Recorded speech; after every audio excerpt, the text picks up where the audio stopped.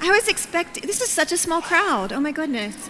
I am Shelley Woodruff. I am one of the pastors here at First Baptist Church of Decatur. And so on behalf of the church, I wanted to say welcome to this space for these events.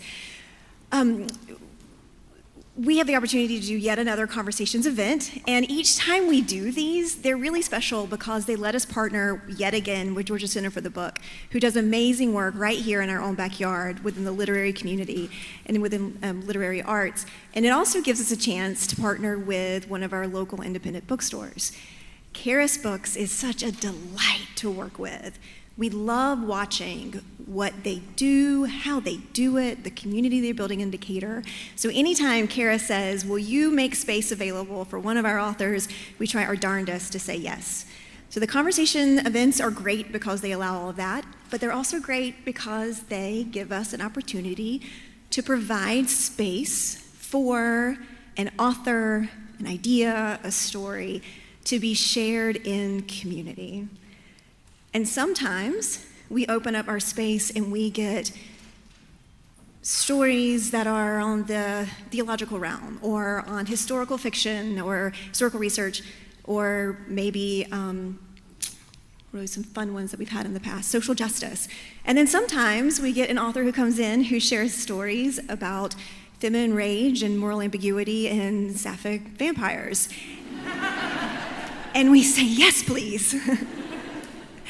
So we are delighted to have this author here on our stage to talk about her newest work, #1 bestselling New York Times book right now.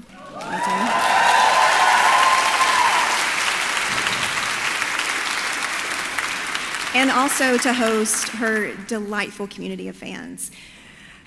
A quick housekeeping note, we do have restrooms behind you in the narthex that are down the stairs, but we do also have accessible and gender-neutral ones behind me in the hallway on either side. So it's okay for you to stand up and go this way if you need to during the event.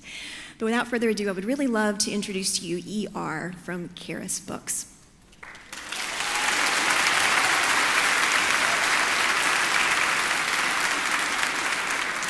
Thank you all so much for being here. Thank you to Pastor Shelley. Thank you to everyone who makes the First Baptist Church of Decatur a welcoming and exciting place to gather. Deborah, who helps shepherd all of our volunteers. Miss Ann, who has been here as the volunteer welcoming person in the back room since the 60s, which is incredible. I like to think about all the people that she has met in this space. Randall, all of the people who help make this space what it is. It's really important to me that we get to do queer affirming events in a Baptist church like this here in Decatur, Georgia. It was very important to V.E. Schwab that she got to come to Georgia and be here with all of you. And it was really important to the tour that they work with Charis as a feminist and independent queer bookstore. So, yeah.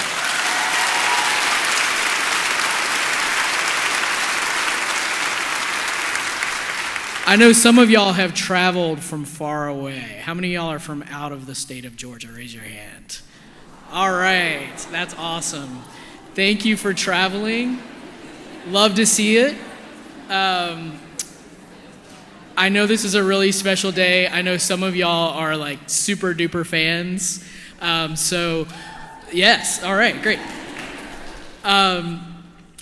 Our conversation partner today is Dr. Susana Morris. I am a super duper fan of Dr. Susana Morris.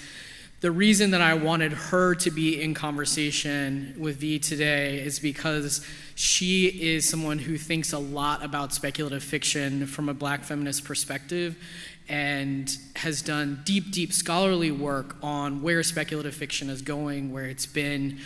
Most importantly, she has a book coming out on August 18th. That is the definitive biography of Octavia Butler. And yeah, I appreciate that reaction, yes.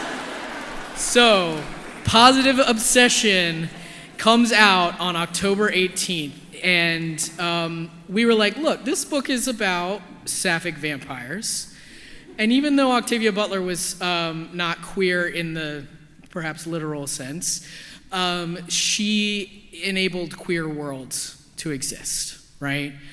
And she wrote some really great vampires. And so I really wanted Susana to get to talk with you about this book and about how we create feminist worlds, particularly in speculative fiction, right? And how we just make more space for ourselves through the pages of books. Because we all need that right now. That's why, again, I'm grateful to the Georgia Center for the Book for helping make more space for us, to the First Baptist Church of Decatur, and to all of you. So the structure of this event is really simple. Because there's so many of us, we asked folks to submit questions ahead of time, so we're not going to have a Q&A or anything afterwards. The Q&A will come from the questions that you've already submitted. So Susana's going to ask her questions for about 45 minutes, and then there will be the Q&A from y'all's user-submitted questions. So let's put our hands together and welcome New York Times, USA Today, Indie List, #1 best-selling author V.E. Schwab, and Dr. Susana Morris.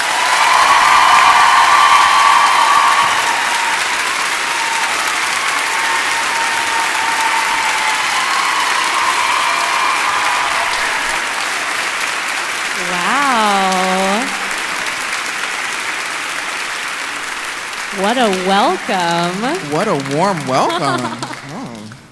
Hello. Hello, hello. Welcome to Atlanta. I am so happy To to Decatur, be here. where it's greater. Yes.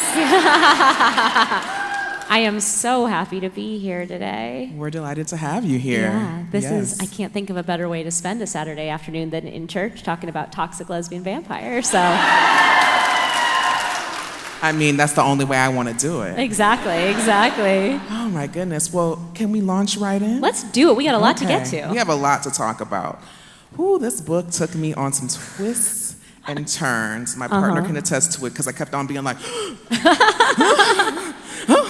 it's a my lot. goodness, it's a lot. So maybe we can start at the beginning with your inspiration. Sure. What led you to write this particular book? Sure.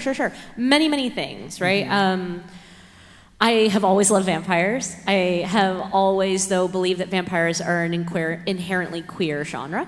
If you go back, you look at the canonical works, you go back to The Vampire, you go back to Carmilla, you go back to Dracula, all the way up through Anne Rice, like, they are, by definition, queer. They tend to be about defiance of the binary, defiance of the gender and sexuality boundaries. They're about desire. They're about carnal knowledge. They're about a one-way street. Like, the whole, like, moral in Carmilla is, like, if you go down that way, you cannot come back.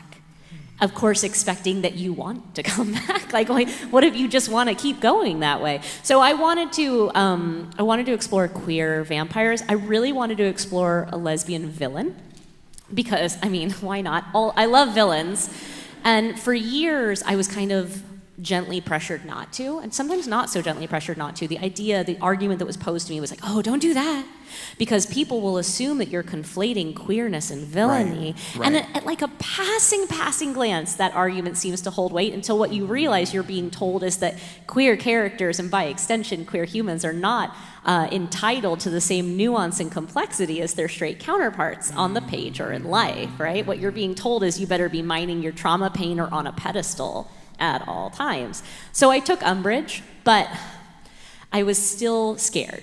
I was scared of putting a foot out of line. And something that you need to understand about this book is it is in many ways a reckoning, not just with publishing, but with myself.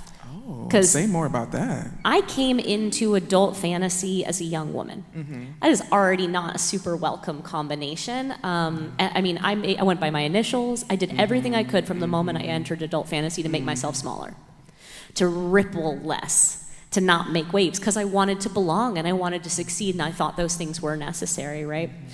So I made myself small, and it only hurt myself, right? And then I came out, and I made my sexuality small, the same way I had made my gender small. I continued to make myself small to fit into these spaces, and I continued to listen to those voices that were like, don't do that, don't risk it, right? And then I think a lot of things happened. I just hit a break point. Yeah. I got tired. I realized about 12 years in that I was in making an effort to assimilate hurting only me. right? That those people who didn't want me in the rooms or at their tables, who weren't making space for me, were never going to make space for me no matter how I acted. No matter what you did. No, and it wasn't about them, right? It was about me needing to get comfortable in my own skin, in my own story. And like, I marginalized myself for years. Like, I put my own story at the periphery instead of the center because I let myself believe that's the only place it could be.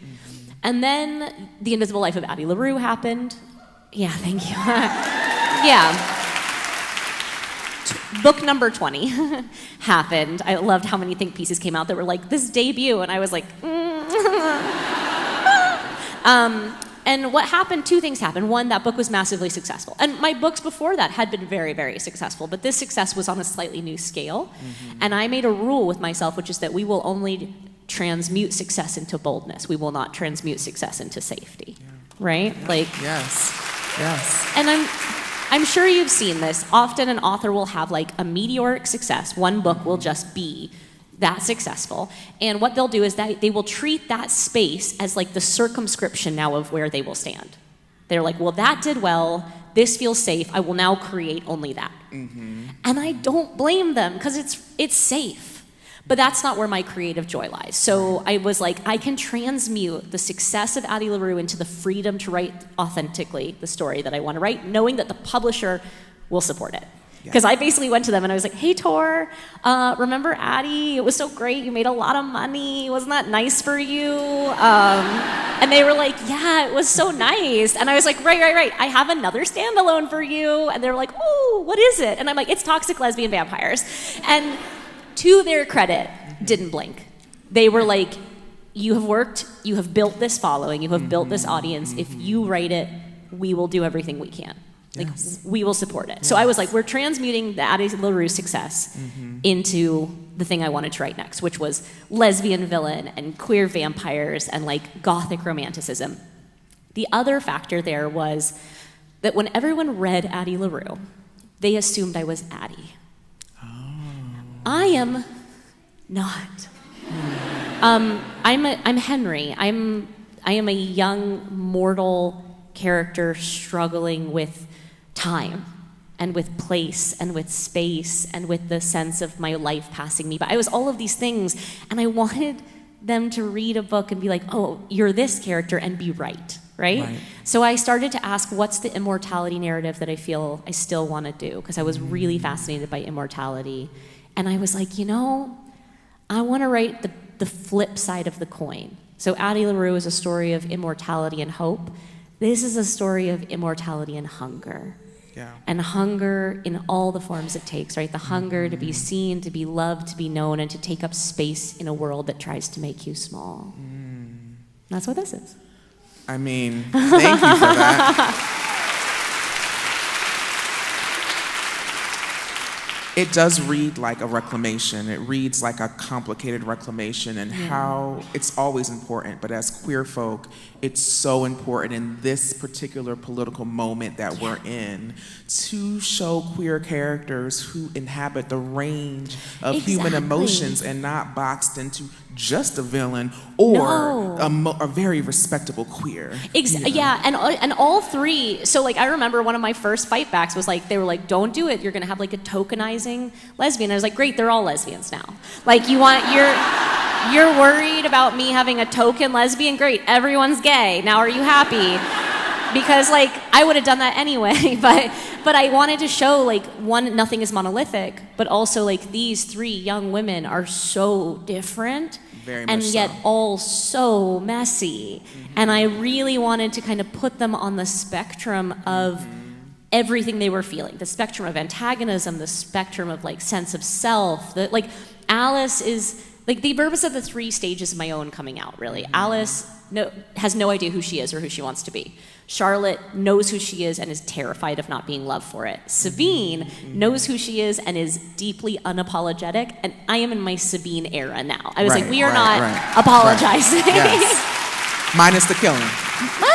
Minus the serial killing and the token taking, but otherwise. Otherwise, I think, as you were saying, like right now it's so important to not only exist, but to like stand to like 10 toes down and be like, no, I will not be small for you. I will not shrink myself. I will not go back into a closet. Like the more you push, the more I'm going to push back and say like, this is where we are, right? This is like, you hold the space for people who are more vulnerable than you, for people who are more at risk than you. And it's more essential now than ever to use any form of privilege you have to hold space for those with less of it. Period. Yeah. So maybe we can talk a little bit about characterization Yeah. since we sort of started going down that road. And you mentioned that the main characters are all really quite different. Yeah. And so I'm interested as a writer, though a nonfiction writer Yeah. primarily, in sort of your thought process as you're thinking about villain / antihero, maybe? Yeah. Okay. And sort of these different steps. I don't want to say maiden, mother, crone, because that's But like, it's a but little, bit. in their own iterations. I think so I build them holistically. Okay. Basically, I like to look at my theme. My theme is hunger, the idea of insatiability, right? All three of these young women are hungry. They're all hungry, and they're all at this precipice. Like the thing I love about vampires is that not only are they inherently queer, but if you look at like the transactional nature, it is a lot like a coming out narrative in and of itself. It is the death of an old self and the birth of a new self. And even if the old self wasn't the self you wanted to be, there is grief. There is grief that comes with shedding the self that you leave behind. There is grief for the people that don't follow with you. I feel grief for my adolescence that I didn't have. I came out late, and so like I never really had teen years that were in any way authentic, and I never will, right? I grieve different versions of myself. And so all three of these women are essentially trapped in situational cycles, societal ones or internal ones, and then have that transactional moment of a woman coming into their life and saying, did you know there's another way? And I can show it to you, right? Now, it's not always a good, like, this is the thing, right? This is the messiness, which is that in queer community especially, the first person who comes into your life and says, I see you not as you're presenting, but as you really are, that person has an extraordinary amount of power. Yeah. They are totemic to you. And if they are good and healthy for you, then that can be love. And if they are not, it can be abuse, right? It can be really tricky we want to like just give them carte blanche because they're so important to us. But sometimes like it's about realizing that they might not actually be good for us at the same time. So I wanted to explore those cycles, but I built these three women as products of their time period. Sabine comes from 16th century Spain at a point where she does not realize she is gay until she is enlightened, until somebody comes to her and is like, you should not be this miserable. You do not need to be this miserable, because at the time period she's living in, her definition of freedom is not freedom to love who you want to love and live how you want to live. Her definition of freedom is, I got to get out of this town. Right. I got to level up in some way. And then she does level up, and she realizes she's still not happy.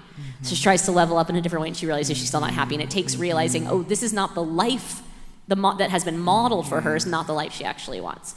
Charlotte is from Bridgerton era England, essentially, and she is existing in a time period where she knows she's gay, and her family has figured it out, and they essentially are shipping her to London to learn how to play straight. So that's a different dynamic. Alice, she's our modern day protagonist. She's been out since she was 14. That is not her quandary with herself, because I wanted to include that because sometimes it's not. Right. Like sometimes our gender and sexuality or identity are huge, and sometimes they're small. Sometimes they're not the defining thing about us. Sometimes we don't want it to be the only thing that people perceive. So Alice's quandary is a bit more existential, but I wanted to situate each one of them in their time and in their place, and then look at the cycle that they needed to get out of. It's also important to know that like how I write, I like to joke that this is 3 novellas in a trench coat, because this is 3 women's stories. Yes. These are 3 female narrators, and I want you to pay attention. By the way, this is spoiler-free chat. Don't worry, I'm not going to spoil anything. So if I tell you, it's a thing I would say to you before you have ever picked this book up. These are 3 women's stories told from them, not in first person, but this is not omniscient.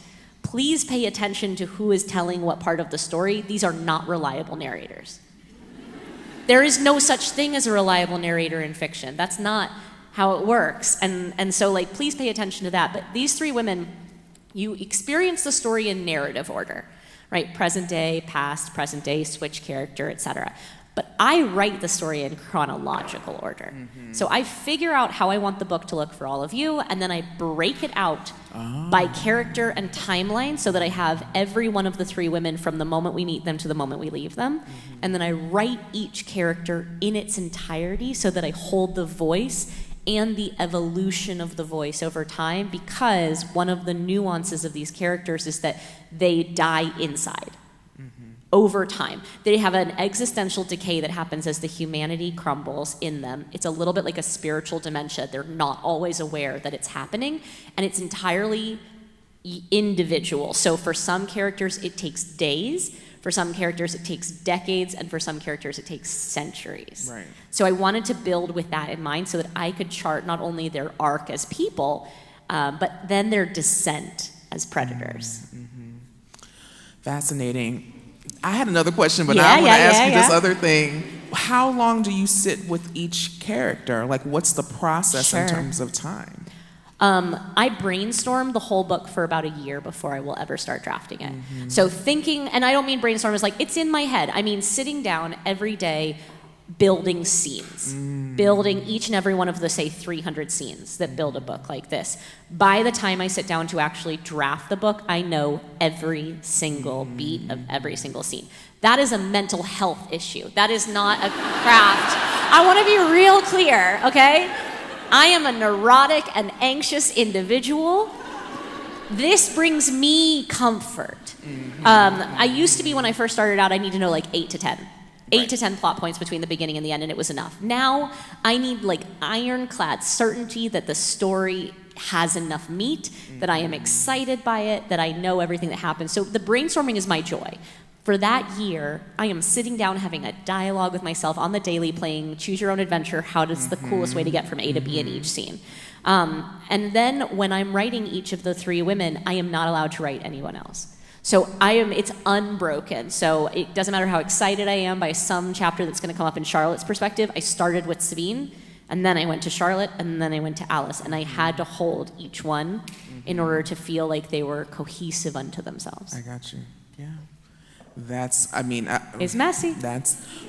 But world building is so important in general, but in genre fiction in particular, and genre fiction that is so expansive, like this book that takes place across centuries, you know? So it makes sense that you sat with each character because their voices are so individually strong, and then it's interesting to read about them from the other character's perspective. You're like hearing, like, this is how I feel about myself, and then the next person is like, absolutely not. I mean, and that's like one of my little love nods to Anne Rice, which is that I loved that she would do that. You'd read a whole book that's like Louis being like, here's what went down. And you get to the next book and Lestat's like, no. Because that's definitely different. That's how reality is, though. And I want my characters to feel like believable, real people. That's always been my goal, is that I want them to read like somebody that you mourn when you have to put the book down because you believe they still exist and you simply haven't been allowed to continue with them. I don't want their existence to feel contingent upon your engagement with them.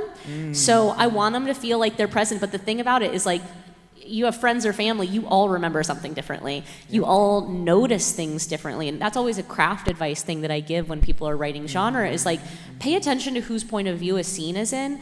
And I always use the example of like Kel and Lila from Shades of Magic. When they go to Red London, that's a place Kel has been every day of his life, and it's a place Lila has never seen before. They should not be noticing the same things in those scenes.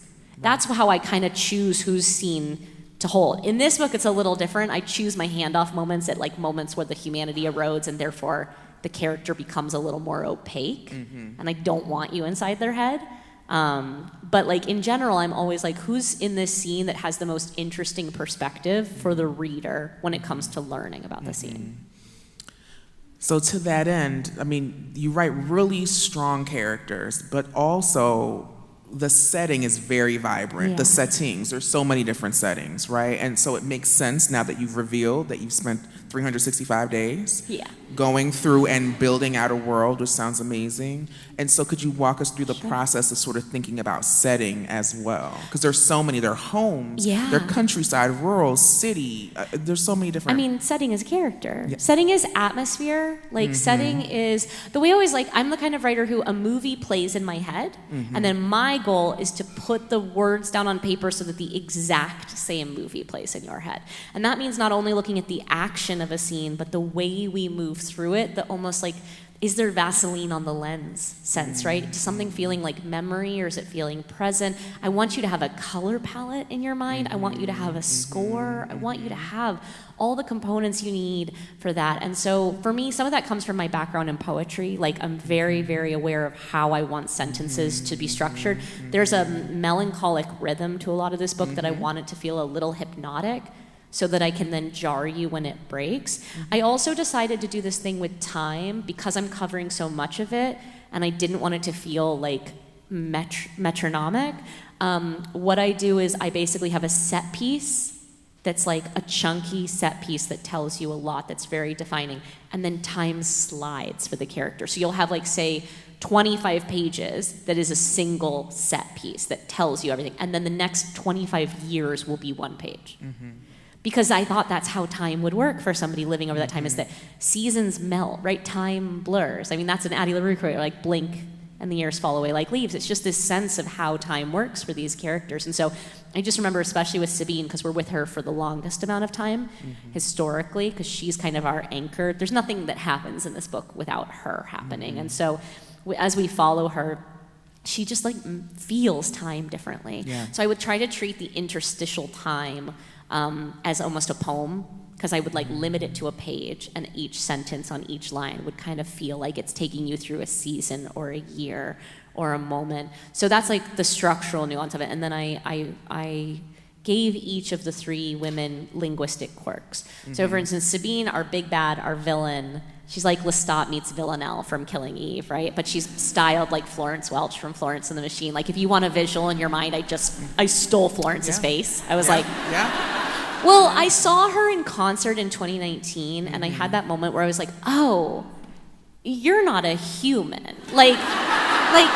in the best way of there's a comic book series called The Wicked and the Divine, which the idea behind it, right, is that all of these really powerful kind of cult personality pop stars and rock stars are just reincarnated gods, and that they're feeding on the energy in that way. And also it's having seen Sinners 5 times, right? Ooh. Where you're music elevates you into this godly sphere, into this, monstrous, magical place. I wanted to have Sabine feel mythic in that way. So yeah, she's Florence visually, more personality, Villanelle. But yeah, with her, she's not deeply emotive. No. She was a practical and pragmatic human who is always insatiable. And so when she becomes a vampire, she doesn't suddenly grow morals, right? She's really methodical, she eats because she's hungry, right? Whereas Charlotte comes along, my kind of English Rose, not exactly, but she's of this time period where everything is about feelings.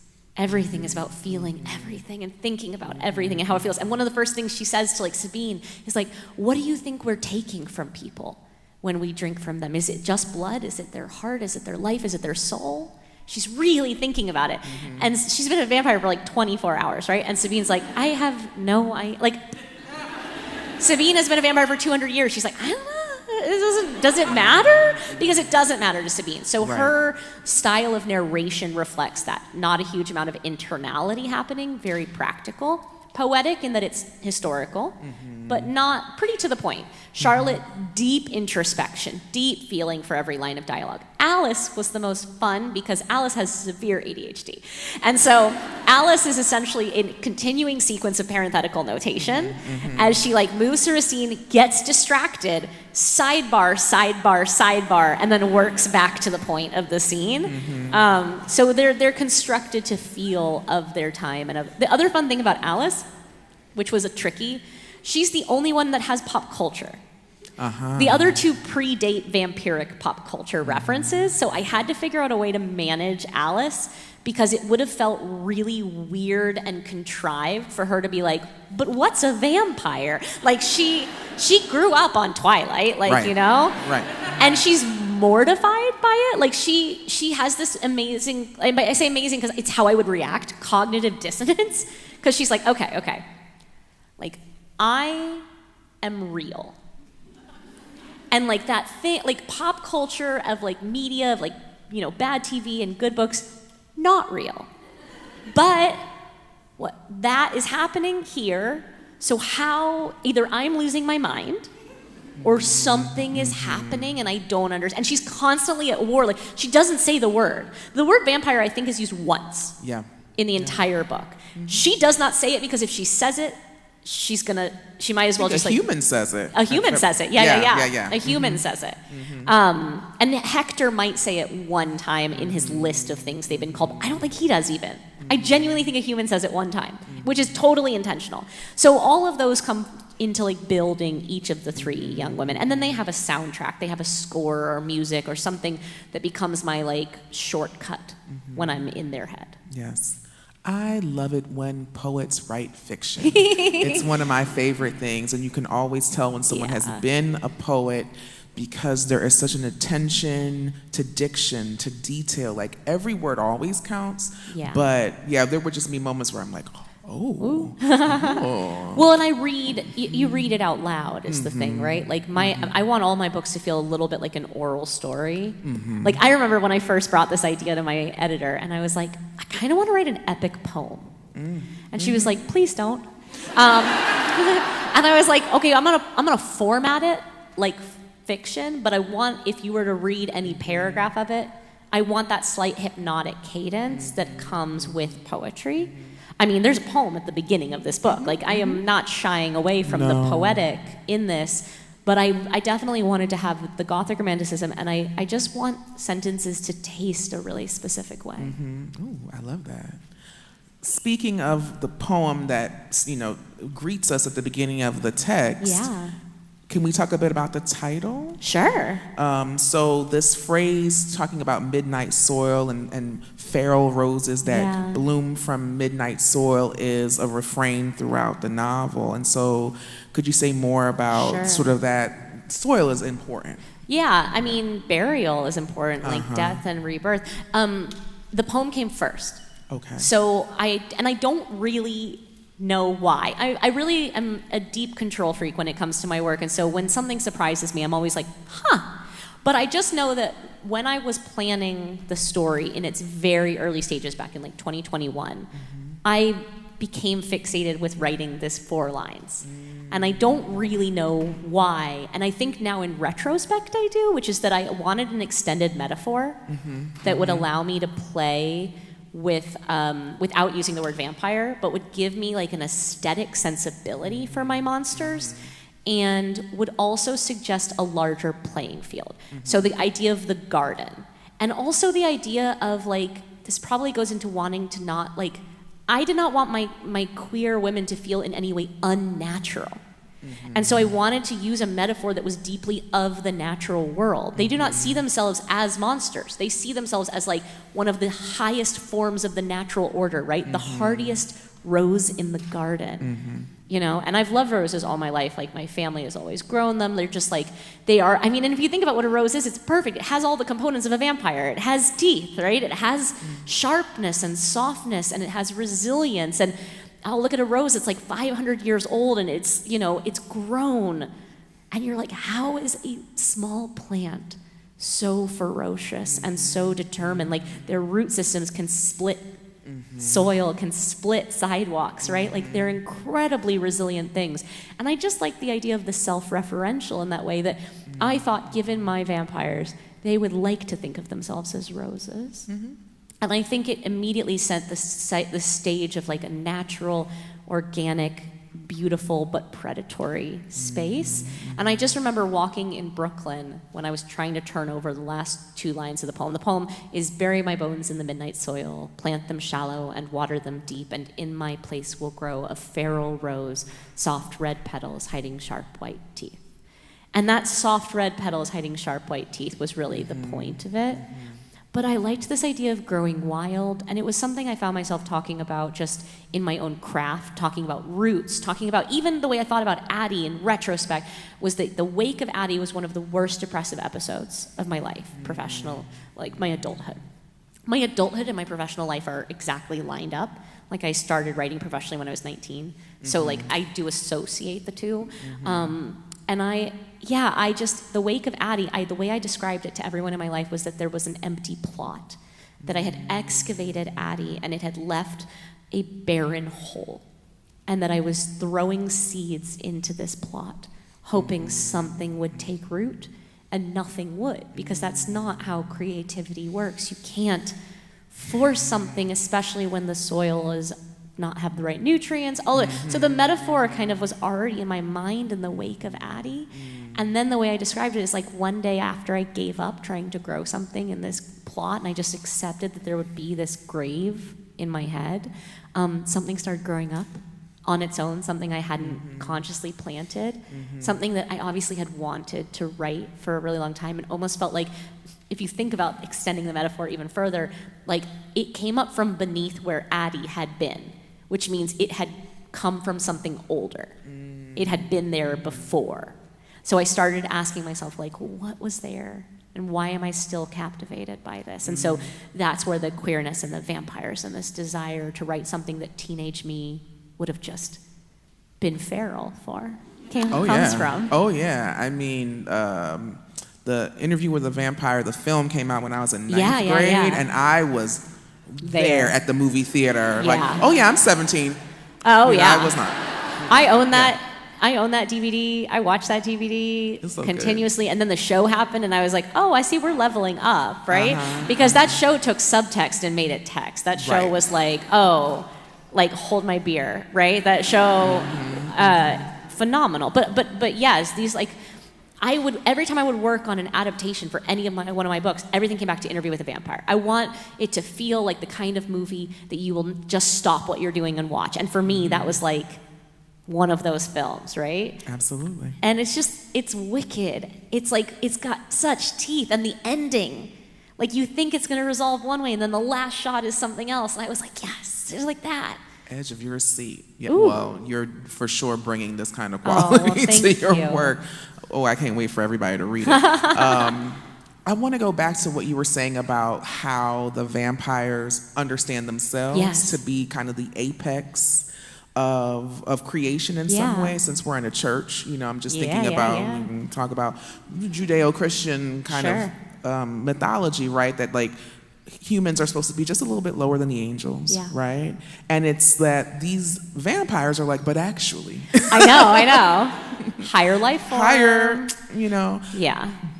But they don't think of themselves as monsters, but they're doing some monstrous stuff. Oh, of course they are. But I would argue, and this is kind of a theme across all my books, so are humans. Like there's nothing that the vampires do in this book that humans haven't done. And like a lot of... Okay, so there's a third reason I wanted to write these female vampires, right? This is not a love story. I want to be real clear. I saw one person online be like, this new romantasy, and I was like, 'tis not. 'Tis not. Please go in with your proper expectation set. This is as much a horror as it is a love story. This is a falling out of love story. This is a collateral damage story. I say that to say, this book is about violence. Specifically, though, this book is about the fact that certain bodies move through the world and by their very nature incite and invite violence, right? Whether they're queer bodies, whether they're brown bodies, whether they simply don't conform in some way to this very narrow definition of who gets to move through the world without fear, right? You walk out your house and you are immediately in danger. You are prey in a predatory world. And so one of the reasons that I wanted to do vampires specifically for these women is because I thought that the greatest form of liberation for them would be to no longer be afraid of the world in which they inhabit. And there's a moment in the book where Alice needs to eat somebody, right, as you do. And she puts herself in a situation, she's 18, right? She puts herself in a situation that has historically always been dangerous. for young women. And sure enough, as this situation progresses, she immediately feels the recoil of her 18 years of conditioning of like, oh no, I'm scared. And then she has the realization. And up to this moment, it's been pretty shit being a vampire for Alice. Like, it's not a great 48 hours, right? But in this moment, she realizes, oh, I don't have to be afraid. He does. And it tells you how broken the world is that, I cannot think of a better form of liberation than to go from being prey to being predator. So yes, this book is full of predators, but they are predators that have been made that way by being treated like prey for their entire lives. And is that monstrous, or is that just recompense? You know?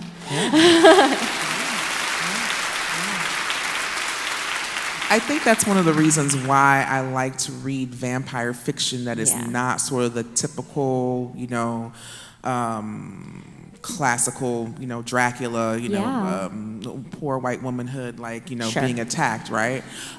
Things where folks who would be powerless actually step into power. It's a lot more interesting. It's honestly empowering. I mean, like, it is, and I think that anyone who has been made to feel small or feel scared, I truly can't think of something more intoxicating than the idea of never having to be scared of that again. And so I wanted to let those women be monstrous in ways that the world had been monstrous to them. And I think, so empathy is super important, right? Like, likability is bullshit. Likability is, I feel very bad swearing in church. I just feel like something's gonna happen. I don't know. I'm a gay pagan in church. It's a very uncomfortable place for me. Likability is kind of bullshit. Relatability is important, right? Relatability, how we connect with characters, how we understand them. And what it comes down to, and I learned this from Vicious, it's not what we do, it's why we do it. Because my goal with Vicious, which was my first adult novel, was to see if I could make two men horrible. Like, really bad people doing really bad things, but make you root for one of the two. And what you discover then is that we don't actually judge people based on what they do. We judge people based on why they do it. So if we can understand the why behind somebody's actions, then we can support them. Right. But I have also learned a caveat, and that is catharsis. Sabine is catharsis. Catharsis is what happens when you don't have to relate to a character, but you like to live vicariously through their actions. And catharsis is delicious, right? And catharsis is what happens from being made to feel certain ways and then getting to watch people act out. And we can talk about the fact that like fantasy and science fiction are often proving grounds for hope, right? We get to empower and enable people that don't necessarily feel empowered and enabled in reality. It becomes a one step remove where we get to say, okay, but for a little while, can you imagine what it would feel like to hunt an abuser down, right? Can you imagine what that would feel like to go for a run at night?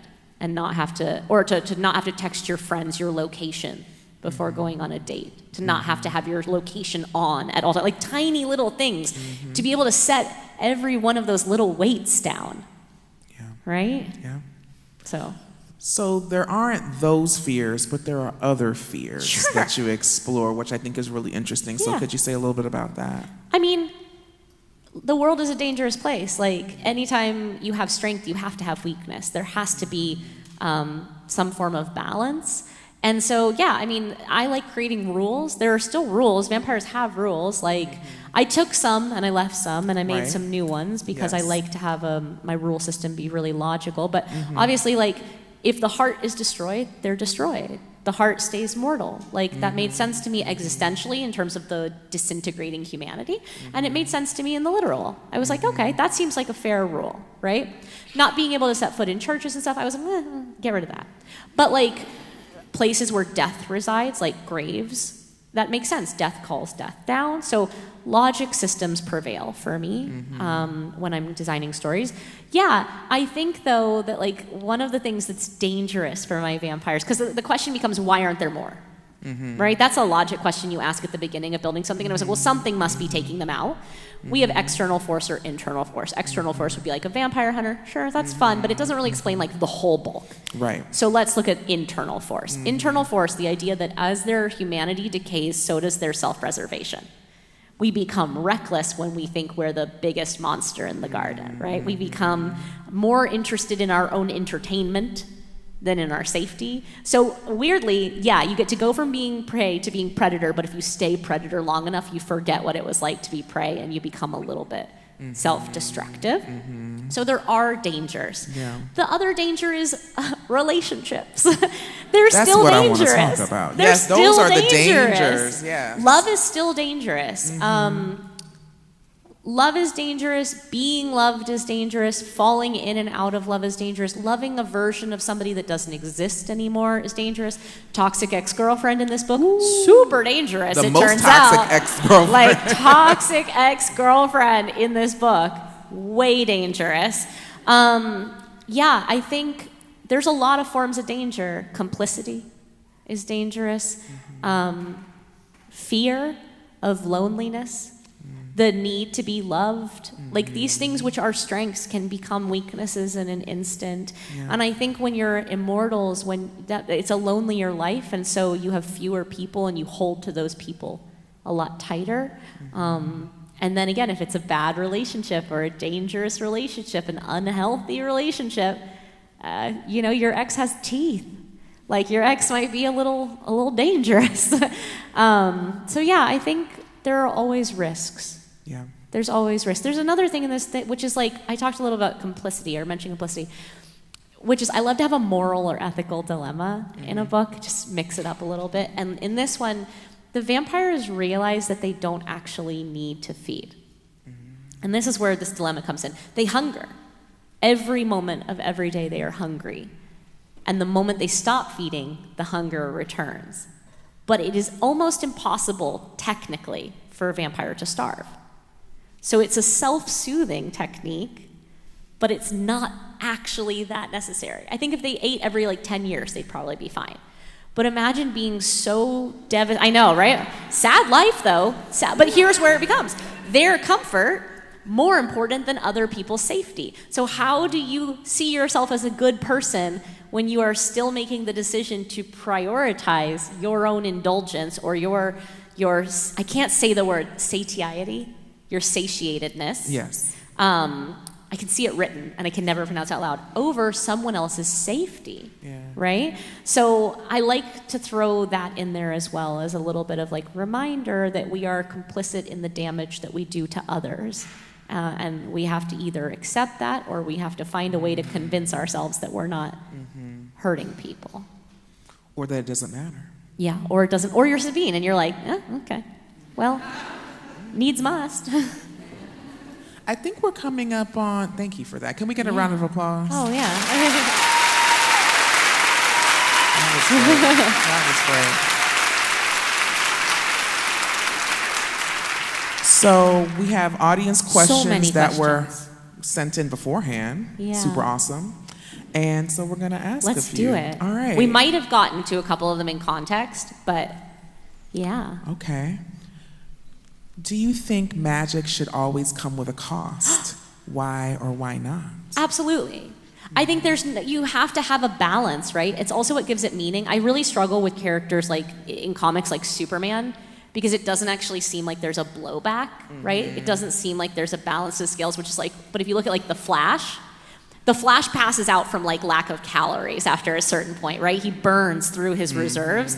I think the balance is what creates stakes, pun intended.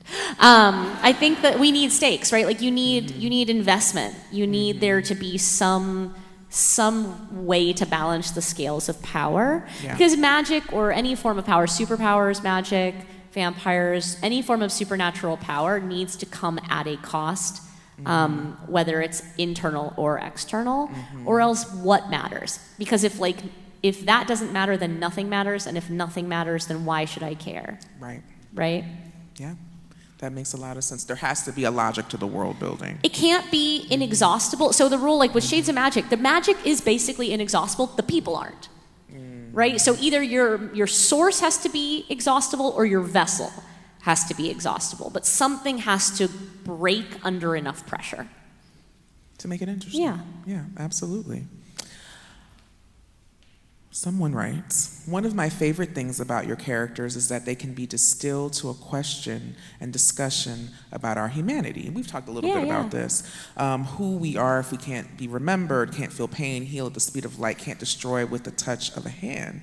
How do you decide which aspects of a person and concomitantly humanity, come on question, to explore?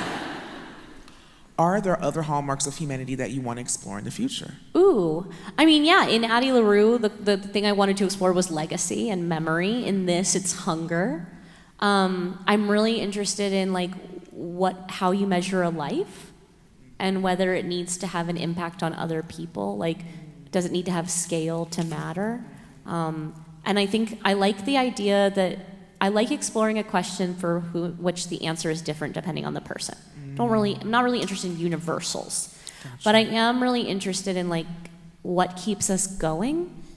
And I use Addie LaRue as an example. When I first started writing Addie, I wrote her as a classic immortal, which is to say she was 300 years old and she was really tired. But I actually started realizing there was a flaw in that immediately because I've yet to encounter an immortal that could not end themselves somehow.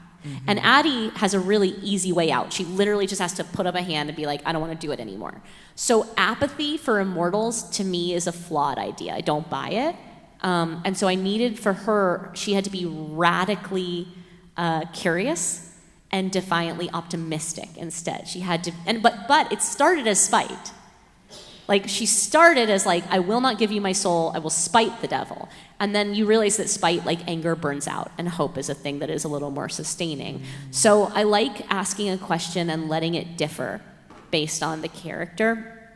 Spite can drive us, hope can drive us, hunger can drive us, love can drive us. I'm less interested in love. I think I'm less interested in love because every time there is a romance in a book, every other dynamic gets downgraded. Ooh. And I am as interested in friend and family and foe as I am in love. So for me, like, love is a really nice reward, but love will never be the driving force of any of my books, only because I want it to coexist on the page with other things, and it doesn't seem to quite be able to in readers' estimations right now, which is the reason most of my books don't prioritize romance. This weirdly has more love in it than most of my books, but in a bad way. In a bad way. And the thing I always come back to is actually a line in Addie that is kind of the informing line for this book, which is Addie is with Luke for 300 years, and at one point, they have a long situationship. And at one point when they are romantically entwined, Addie says to Luke, if you loved me, you would let me go. And Luke says, it is because I love you that I won't. And Addie says, then that's not love, that's possession. And I would argue that is real the vibe here. Very much so. Very much so. Here's a craft question. Ooh. How do you choose the names of the characters in your books? Has a main character ever started as one name and you felt it wasn't right and changed it? Okay, so I am, as I've said, really neurotic, really controlling, plan everything meticulously, like to play God in my little world. Not the big God or whatever, but little God, little G, right? And names are the one place that it's just weird vibes. Remember how I was like, I like things to taste a certain way, like words to taste a certain way in my mouth? I'm the same way with names. I need them to taste. And I cannot start writing a character until they have their name. I cannot give them a placeholder name that I change out later. The name can never change. My debut novel, The Near Witch, came out, it has two characters, one named Lexi and one named Cole. And it came out, and I found out right before it went to print that another book was coming out that week that had two characters named Lexi and Cole. And I had the time to change my characters' names if I wanted to, and I was like, how could I do that? Like, I've written these people. Names are important, whether we choose them for ourselves, whether they're nicknames, whether we... And the example I like to give is, I did not have a name for the first couple weeks that I was born. Like, my parents left it blank and went back. They wanted to live with me. Oh, okay. They wanted to vibe it out for a little while. Like, let's see. And see what my personality was. They were like, how are we supposed to name a person that doesn't exist yet? What if it doesn't fit? And they were choosing between two names. They were choosing between Samantha and Victoria. Okay. And I am such a Victoria that I'm really glad they waited. But I kind of do that. I hold characters and I toy with names, but once the name is set, I don't care. Like, people are like, oh, you have an Alice in this book, and that's a character from Trudging. I'm like, I don't care. I don't care if that was, you could tell me that name has been used 150 times this year and they're all vampires. I don't care. Like, that's her name. Right. So names to me are sacred. Yes. Staying on the subject of naming. Yeah. Another question is, you put so much of yourself into creating stories and working your craft. How much input do you have when it comes to the titles of your books and the cover art?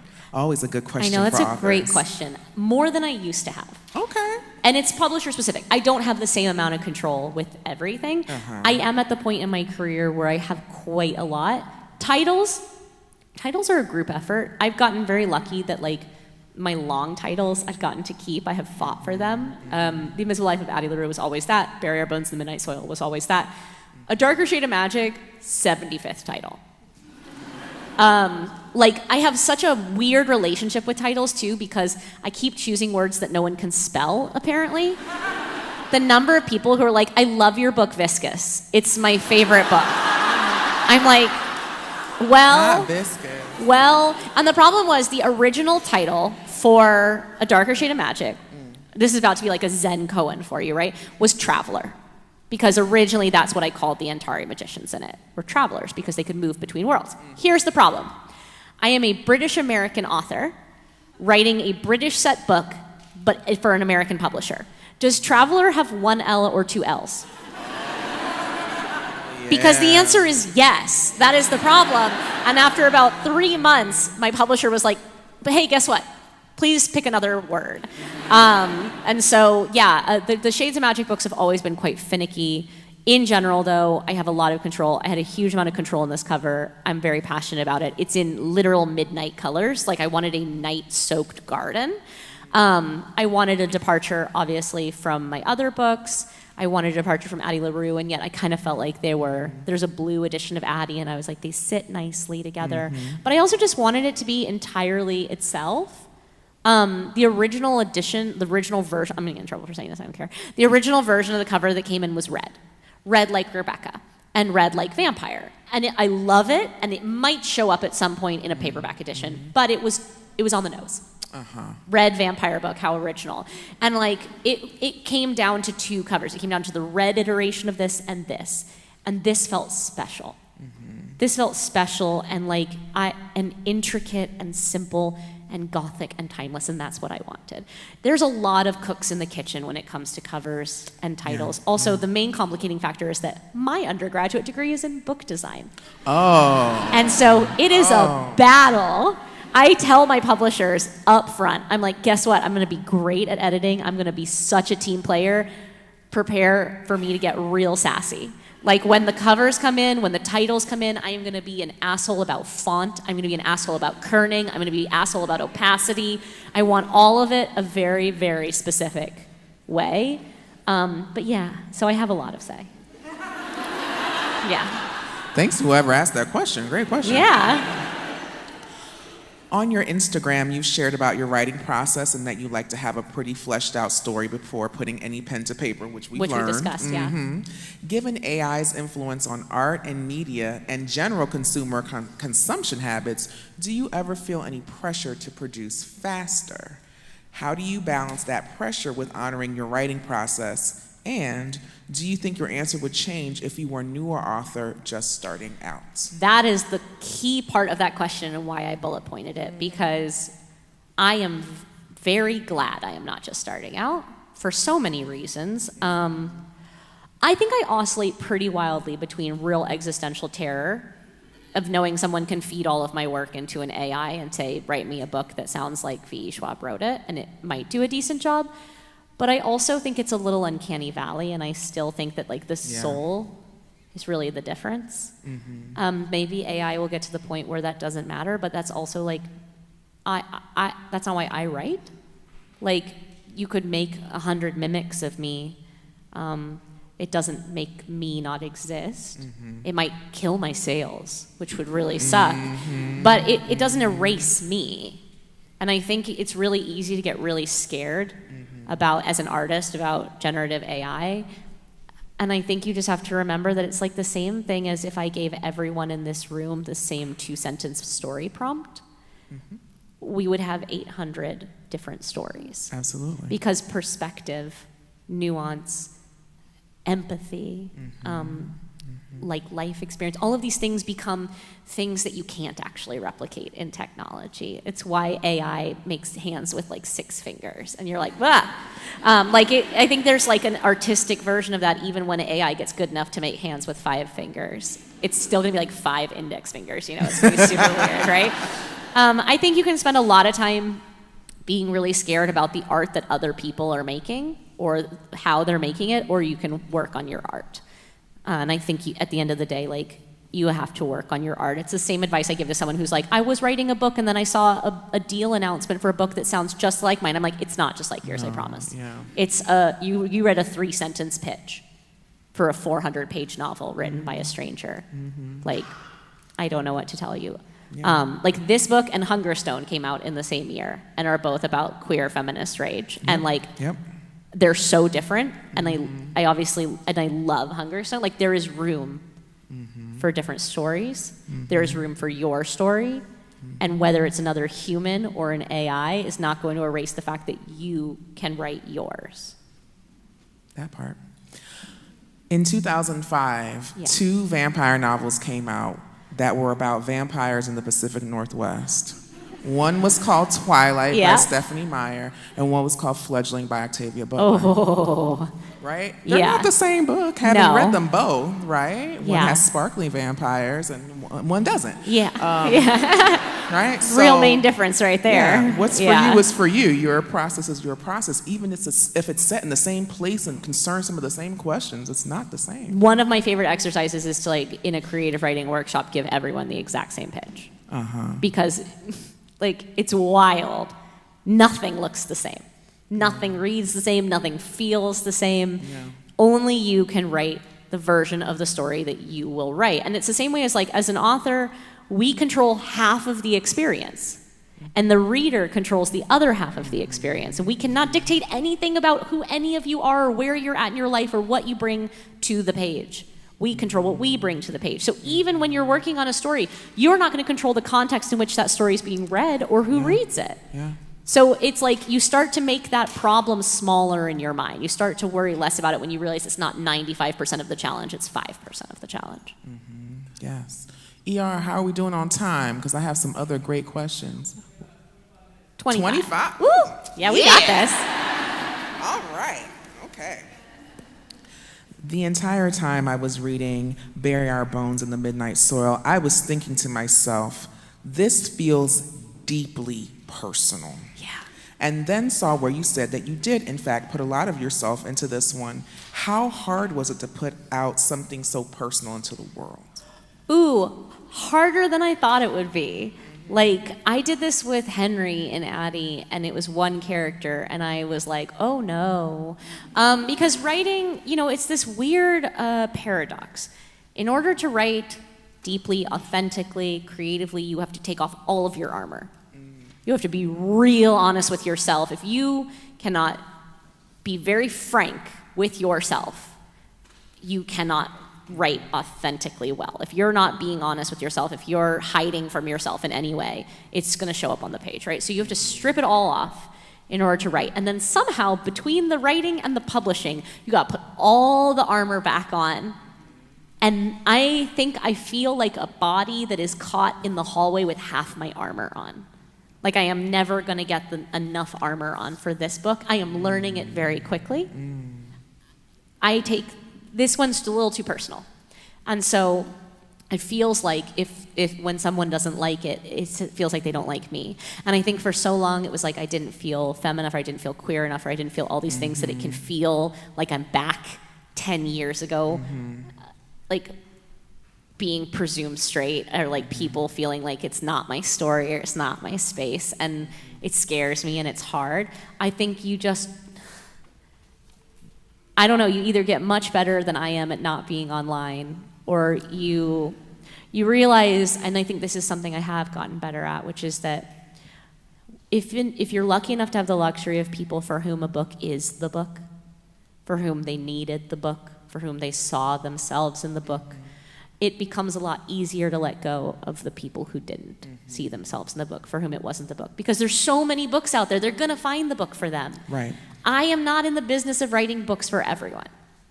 I don't think there is a business of writing books for everyone, but I think I really am not. I appear to be a very polarizing author. I never really thought about myself this way, but I think you either really like my books or you really do not like my books.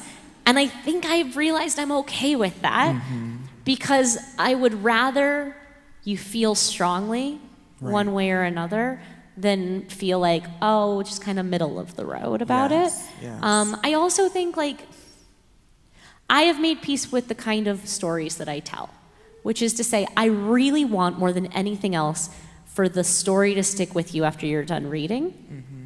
I don't expect that of all books. Like I read 100, 125 books a year, right?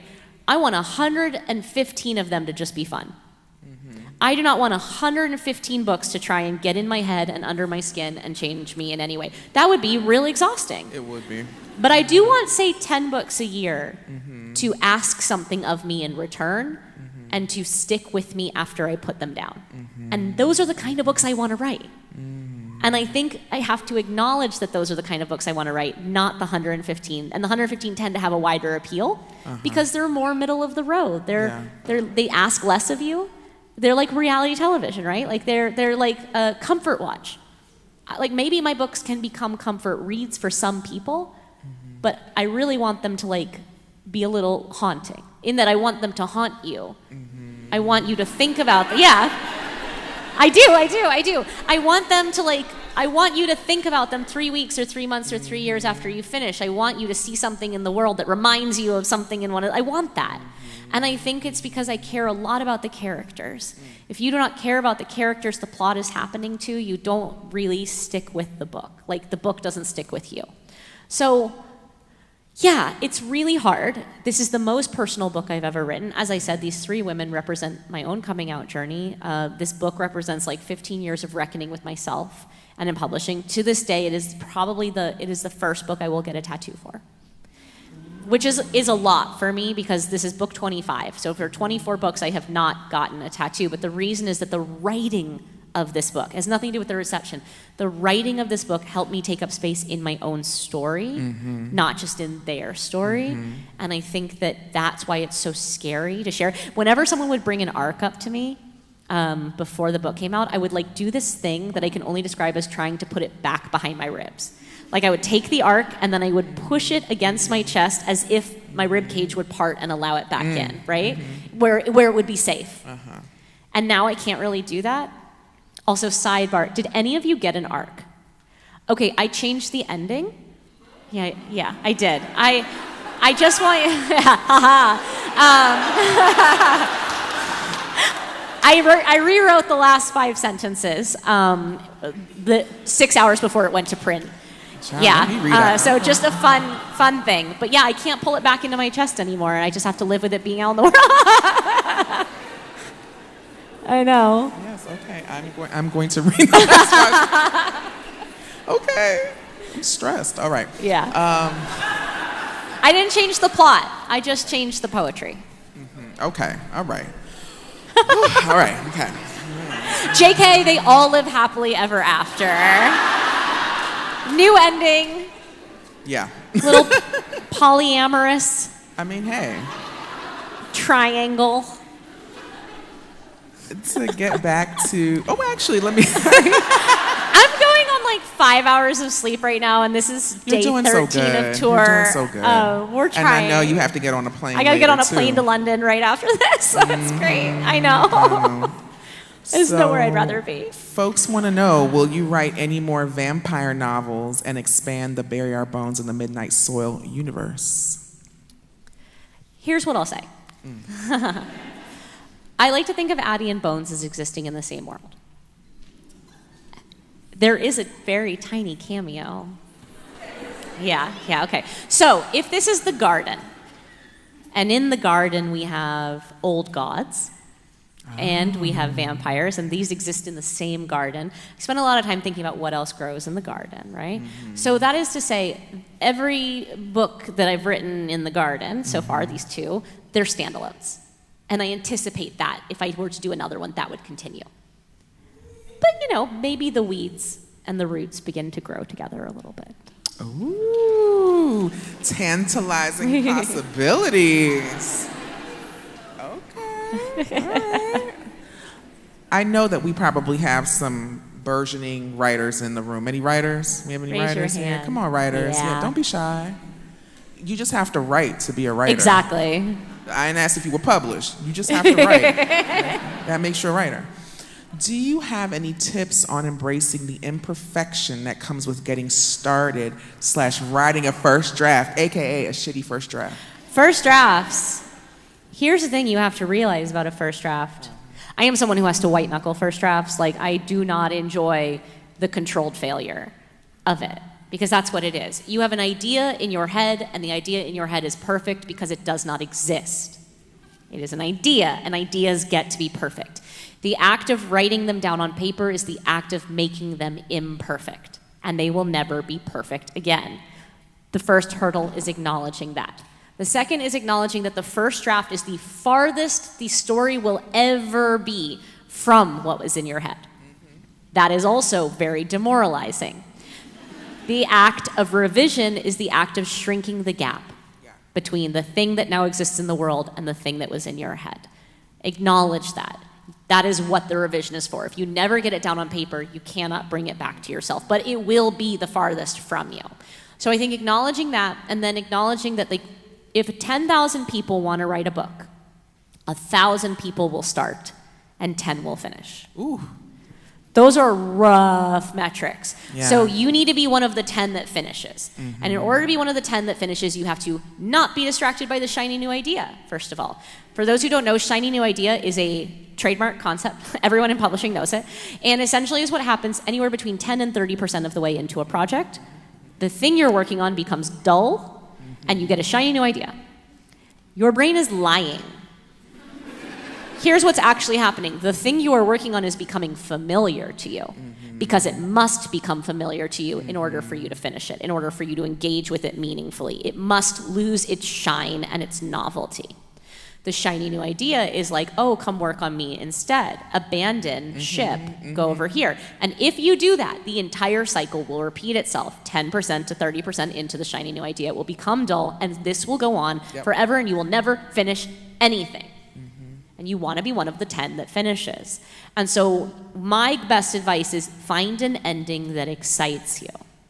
Find an ending that excites you. It does not have to become the finished ending. Right? Find an ending that excites you, because on good days it will give you momentum, on bad days it will keep you from quitting, but most importantly, writing a story is a mammoth task. And if you do not know where you are going, it is like standing at the edge of a desert.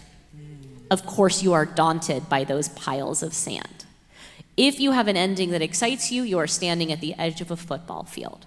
It is still quite a lot of space, but you can see the other side. And if you get stuck, now you can say, what's one thing I want to happen between me and the edge of the football field? And you can drop a cone. And if you're still stuck, you can say, what's one thing I want to have happen between me and the cone? And you can drop another cone. And you can drop as many things as you need to make the distance seem manageable. But you must get to the other side before anything else can happen. The allure of the shiny new project. Never do it. Oh, here's the thing I'm going to tell you. Siren's call. Here's the thing I'm going to tell you. If the shiny new idea is actually an idea worth telling, it will wait. If the shine wears off in the time you are neglecting it, it wasn't a good enough idea.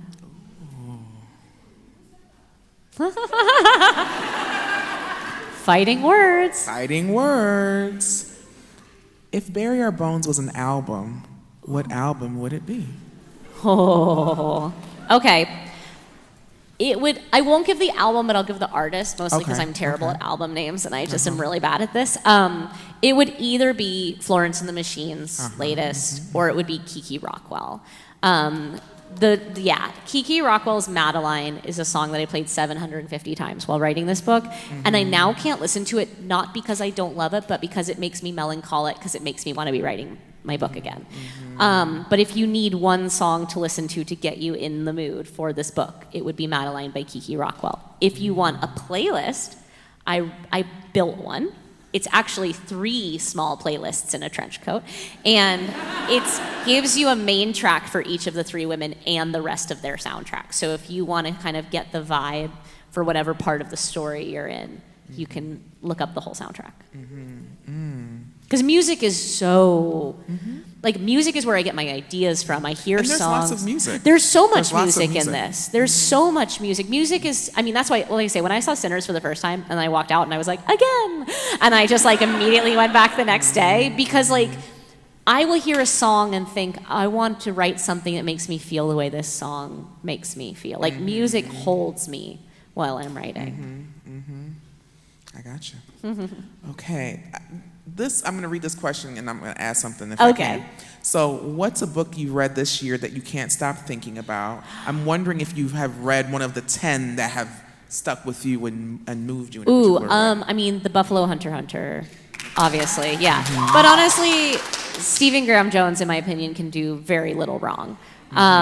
So that was one of my most surprising, because again, weirdly, kind of a vampire book, but also a you are what you eat vampire book, and it's so clever and so ambitious, and it deals with so many different kinds of storytelling nested together to such great effect. I think it's probably the best thing that I've read so far this year. All right, pick it up.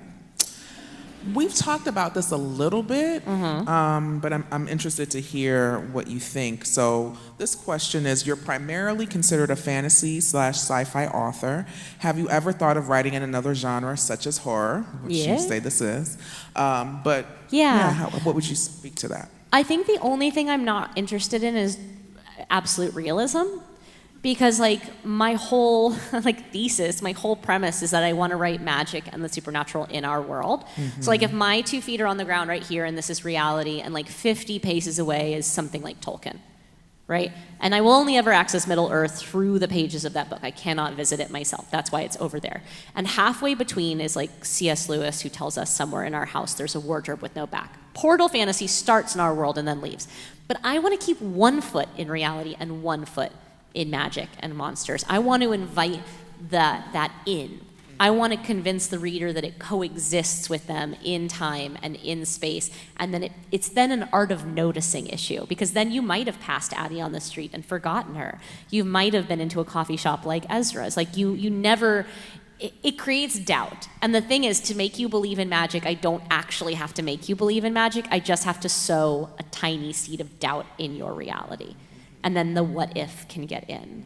And I'm really interested in what ifs. So I can't see myself writing absolute realism, because to me that's where the fun is. It's like, I always am like, but what if I added monsters?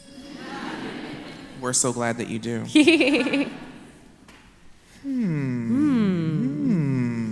The arbiter. Yes, exactly. What is an aspect of the book or character on this tour that you want to talk about but you haven't been asked about yet? Ooh, I feel like I have just been talking about everything about this book. I'm trying to think. We've been so thorough, loves. We've been so thorough. I think, the thing I really wanted to talk about was perspective reality, which we kind of touched on, which is that the 3 women at the heart of this book are inherently unreliable narrators. And I just want you to really remember that, because some of them are more objective than others. I kind of want you to think about how we choose the parameters of story. Because when we talk about a story, we think of it as if there is the beginning and the end. But I've never actually seen that as my job. My job is to choose the point at which you get to enter the party and the point at which you have to leave the party. But the party keeps going. This book will not end where you think it's going to end. No. Just as it doesn't quite begin where someone would think it's supposed to begin. And everything like that is intentional. It's about a specific point of a specific story. It's not about the whole story. You have not been invited to everybody's whole story. I also, okay, here's something I'll say. There is a true love pairing in this book. They are my favorites. Their names are Matteo and Alessandro. Oh, okay? yes. They are. Yes. They are a model love story because there's consent. Yes. There's autonomy. There's respect. Their love story is so important that Sabine goes hunting for its equal in her own life. Right. But if anyone wanted to know my favorite character in the book, his name is Alessandro. So look for him. Oh, I could see why. Yeah. Yeah, it's beautiful. I'll also say this. There are only 2 moments in this book that made me cry. And very few people have guessed both of them. People usually guess one of them. It takes place in a garden at night in England with an elderly character. Oh, Yeah. Yeah. But no one has guessed the second one. And I'm like, what? I can't tell you. Okay. The second one, I can tell this in a way that won't spoil it, but I want you to think about it now while you read. Takes place at the top of a staircase outside of an apartment. Yeah. Okay. And a doorway. Yeah. So look for the 2 moments, because they're the only 2 that actually made me cry. I mean, I'm hoping there's more moments that make you cry. It's just those are the 2, as the maker, that made me very emotional. I'm going to ask you one final question. Oh, no. Okay. It's nerve-wracking. What's it going to be? Which book that you've written is your favorite to recommend to people who have never read your works? This is my favorite thing because there is not one answer. Because I like to think of my books as a train with many cars. And I'm always really curious. Whenever anyone asks me that for recommendation, I'm like, that presumes there's only one place to get on the train. My hope is that you stay on the train and you begin to wander between the cars, and I can tell you which cars sit nicest beside each other. Like if someone loves Addie, I'm like, this is your next one. If someone has never read me, I'm like, this is a great first one. If you are if you wish Professor X and Magneto had a toxic bromance in college, there's Vicious.